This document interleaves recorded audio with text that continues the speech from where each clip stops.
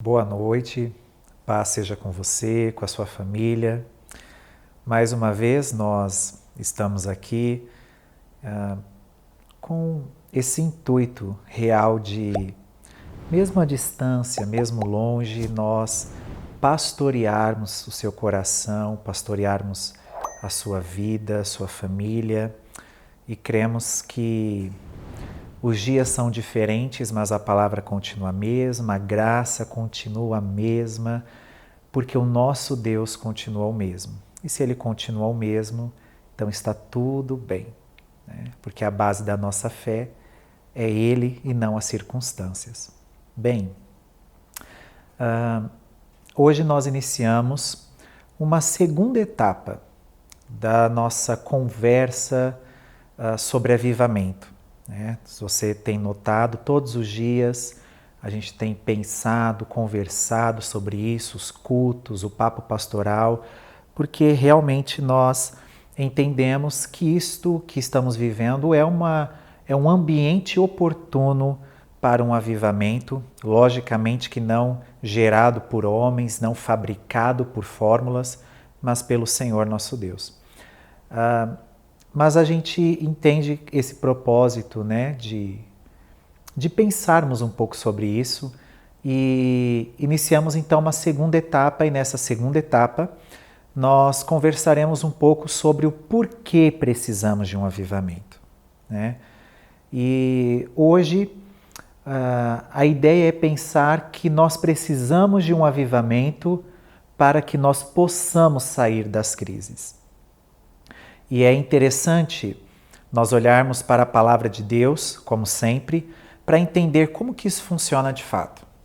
E eu gostaria de convidar você a olhar para o texto de 2 Crônicas, segundo livro das Crônicas, capítulo 7, a partir do versículo 13, que está escrito o seguinte: Se eu cerrar os céus de modo que não haja chuva, ou se ordenar aos gafanhotos que consumam a terra, ou se enviar a peste entre o meu povo, se o meu povo, que se chama pelo meu nome, se humilhar e orar e me buscar e se converter dos seus maus caminhos, então eu ouvirei dos céus, perdoarei os seus pecados e sararei a sua terra.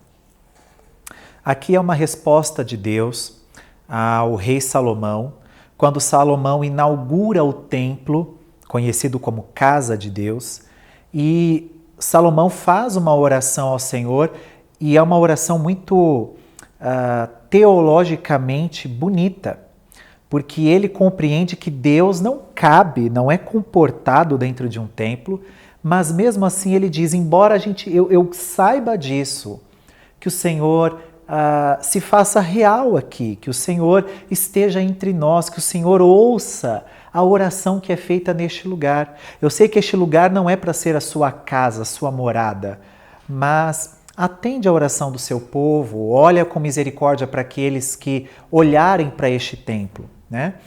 E aí Deus então vai dar uma resposta àquela bela oração de Salomão, dizendo: olha, Salomão, eu posso enviar dias difíceis.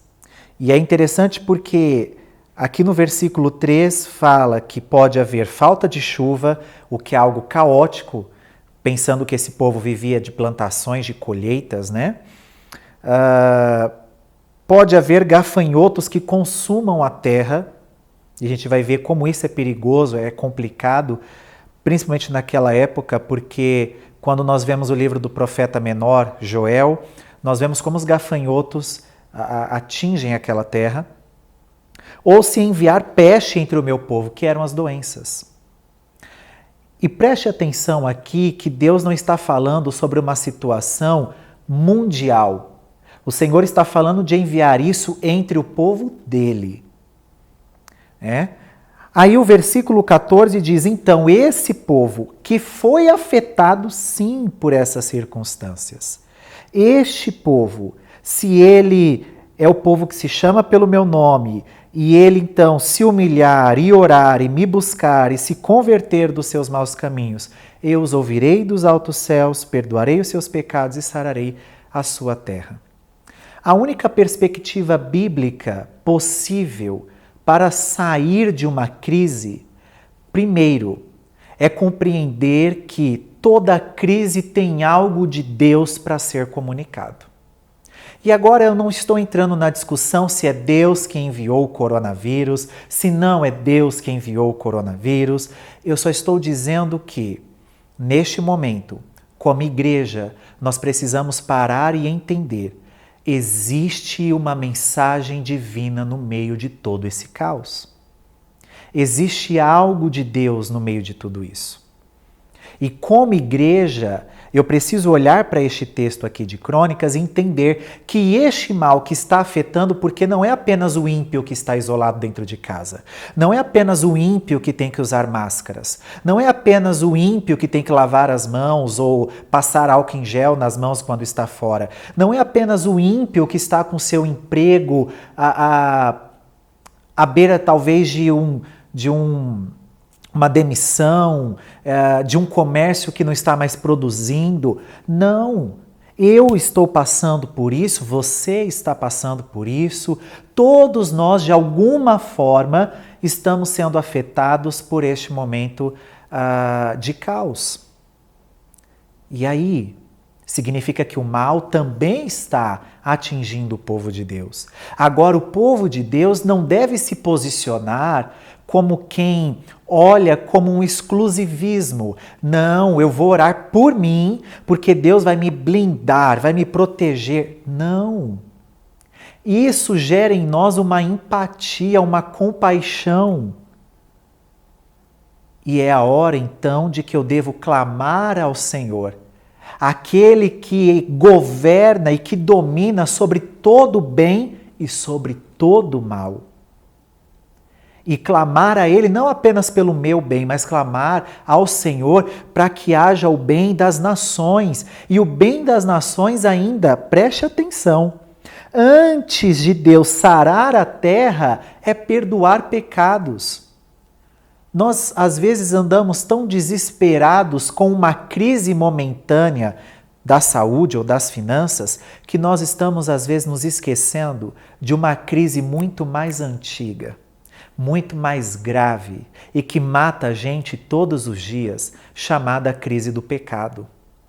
Antes de Deus sarar a nossa terra, Deus deseja perdoar os nossos pecados.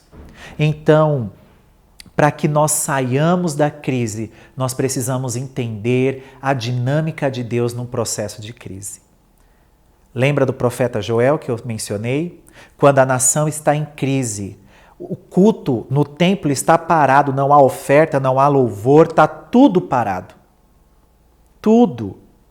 Um período caótico, Deus levanta o profeta Joel e faz uma santa convocação e diz: jejuem, humilhem-se, chorem diante do Senhor.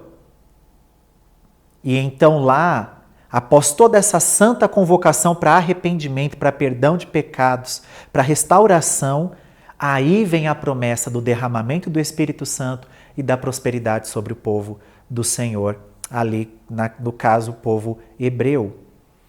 Aquela fartura que era prometida para eles. Para que saiamos da crise, é necessário ouvir o que o Senhor está nos falando no meio dela. No meio da crise há uma mensagem que a gente precisa levar após a crise. Então é necessário que a gente ouça o que Deus está falando com a gente neste tempo. Entenda esta circunstância como algo que tem uma mensagem de Deus, sim. Precisamos nos voltar ao Senhor como povo dele, que não é o povo blindado, que não é o povo que não passa por isso, mas é o povo que clama ao seu Deus, porque é chamado pelo nome do seu Deus e que está mais preocupado com o perdão dos pecados do que com o sarar de uma situação. Mas é fato que o nosso Deus é misericordioso e sempre onde há perdão, ali também existe cura, existe restauração, existe livramento, existe bênçãos incontáveis onde há perdão dos pecados. Então eu quero te convidar a orar ao Senhor, a nestes dias clamar para que o Senhor perdoe os nossos pecados, perdoe os pecados da nossa nação, perdoe os pecados dos nossos líderes, das nossas autoridades. E assim, nós estamos então nos posicionando como povo de Deus. O povo de Deus não é um povo blindado do mal. O povo de Deus é o povo que no meio do mal, ele continua clamando ao seu Deus.